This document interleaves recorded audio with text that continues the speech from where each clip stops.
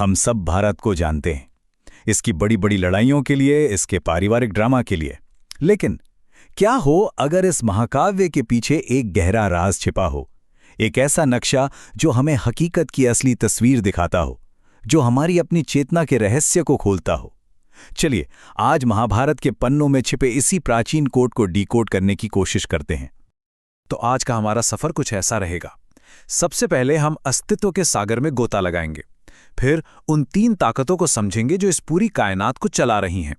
इसके बाद देखेंगे कि क्या इस चक्र से बाहर निकलने का कोई रास्ता है, और ये भी जानेंगे कि हमारी असली आत्मा और हमारे मैं में आखिर फर्क क्या है, और आखिर में हम पहुंचेंगे परम मुक्ति के लक्ष्य तक।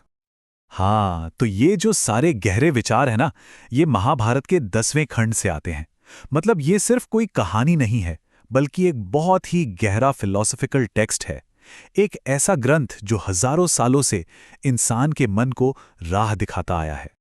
आखिर हम सब दुख क्यों उठाते हैं, क्यों तकलीफ में रहते हैं, और क्या इस दर्द और उलझन से निकलने का कोई रास्ता है भी? ये एक ऐसा सवाल है जो हम सब ने कभी ना कभी खुद से जरूर पूछा होगा। और पता है, यही सवाल महाभारत के दर्शन का बिल्कुल केंद्र है, और यही सवाल आज हमारी इस खोज में हमें रास्ता दिखाएगा। तो चलिए अब शुरू करते हैं। सबसे पहले समझते हैं कि ये अस्तित्व का सागर आखिर है क्या। ये प्राचीन सोच, ये फिलॉसफी उस दुनिया को कैसे देखती है जिसमें हम रोज जीते हैं, जिस दुनिया को हम एकदम सच मानकर चलते हैं। देखिए, महाभारत एक बहुत ही पावरफुल मेटाफर, एक रूपक का इस्तेमाल करता है। वो कहता है कि हमारी ये जो दुनिया है, ये जो मटीरियल लाइफ है, वो एक विशाल और खतरनाक समंदर की तरह है। हमारे रिश्ते, हमारे दोस्त, ये सब उस समंदर में जोंक की तरह हैं जो हमसे चिपके हुए हैं। मौत एक तूफानी लहर है जो कभी भी आ सकती है, और इस दर्द के समंदर में सिर्फ एक ही कीमती खजाना है, और वो है मोक्ष। तो इस महासागर का एक नाम भी है, इसे कहते हैं प्रकृति। अब प्रकृति को ऐसे समझिए जैसे ये एक स्टेज है, एक ऐसा सेट जो खुद में बेजान है, जिसमें कोई चेतना नहीं है, और इसी स्टेज पर हमारी आत्मा, हमारा असली मैं फंसा हुआ है। और अब बात और भी दिलचस्प होने वाली है। महाभारत के मुताबिक ये पूरा का पूरा जटिल महासागर यानी कि प्रकृति सिर्फ 3 बेसिक फोर्सेस या कह लीजिए गुणों से चलती है। सिर्फ 3। तो ये 3 शक्तियां हैं, सत्व, रजस और तमस। इनको ऐसे सोचिए जैसे ये 3 धागे हैं जिनसे हमारी पूरी हकीकत की चादर बुनी हुई है। देखिए, सत्व है अच्छाई, पवित्रता, ये हमें सुकून और क्लैरिटी देता है। फिर आता है रजस, ये है जुनून, एक्शन, यही हमें आगे बढ़ने की एनर्जी देता है, लेकिन यही गुस्सा और इच्छाओं की जड़ भी है। और आखिर में है तमस, यानी अंधकार, आलस, ये हमें कंफ्यूजन और टालमटोल में फंसा देता है। और असलियत ये है कि हम सब हर पल इन्हीं तीनों एनर्जी के एक मिक्सचर के असर में जी रहे हैं। ग्रंथ तो यहां तक कहता है कि ये पूरा ब्रह्मांड इन शक्तियों के खेल की वजह से अंधा हो गया है, खासकर रजस के जुनून और तमस के अंधेरे की वजह से। इन दोनों का जो ये लगातार डांस चलता रहता है ना, वो एक भ्रम का पर्दा बना देता है। ऐसा पर्दा जो हमें हकीकत को उसके असली रूप में देखने ही नहीं देता। तो सवाल उठता है कि अगर हम इन ताकतों के समुंदर में ऐसे फंसे हुए हैं, तो क्या इससे बाहर निकलने का कोई रास्ता है? जवाब है, बिल्कुल है। और यही फिलॉसफी हमें उस अंतिम लक्ष्य का रास्ता दिखाती है, और वो लक्ष्य है इस कभी ना खत्म होने वाले चक्र से मुक्ति।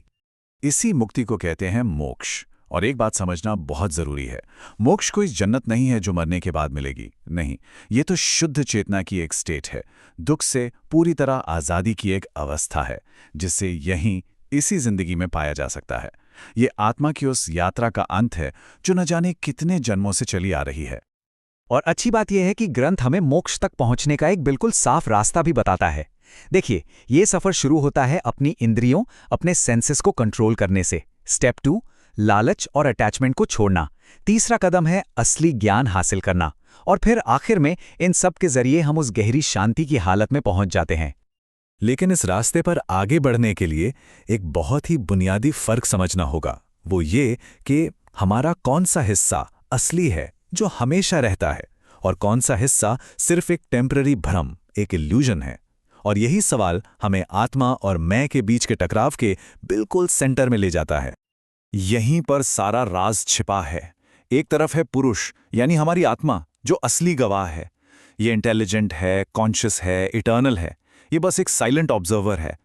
दूसरी तरफ है हमारा जीव, यानी हमारा टेम्पररी मैं, हमारा ईगो, जिससे हम खुद को जोड़कर देखते हैं।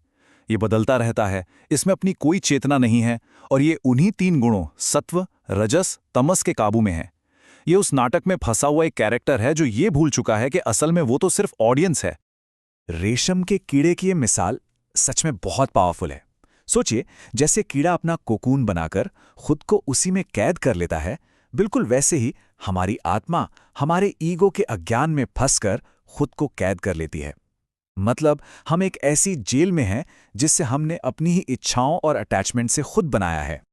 तो जब ये फर्क, ये भेद असल में समझ आ जाता है और ये जन्म मरण का चक्र टूट जाता है, तो फिर फाइनल डेस्टिनेशन क्या है?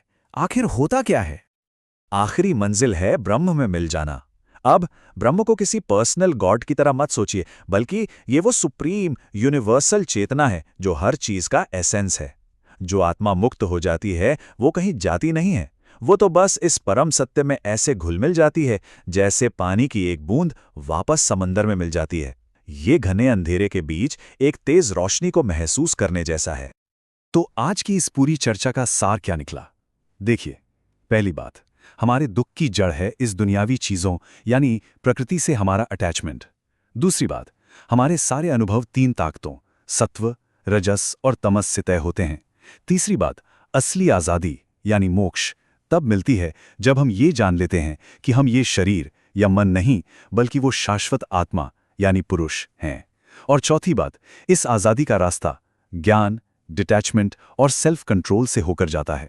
तो ये रहा पूरा नक्शा। और आखिर में एक सवाल है जो इस हजारों साल पुरानी फिलॉसफी को हमारी आज की पहचान की खोज से जोड़ता है। जरा सोचिए, अगर हमारी चेतना, हमारा कॉन्शियसनेस हमारे ख्यालों से, हमारे अनुभवों से अलग है और हमेशा रहने वाला है, तो फिर असल में हम हैं कौन?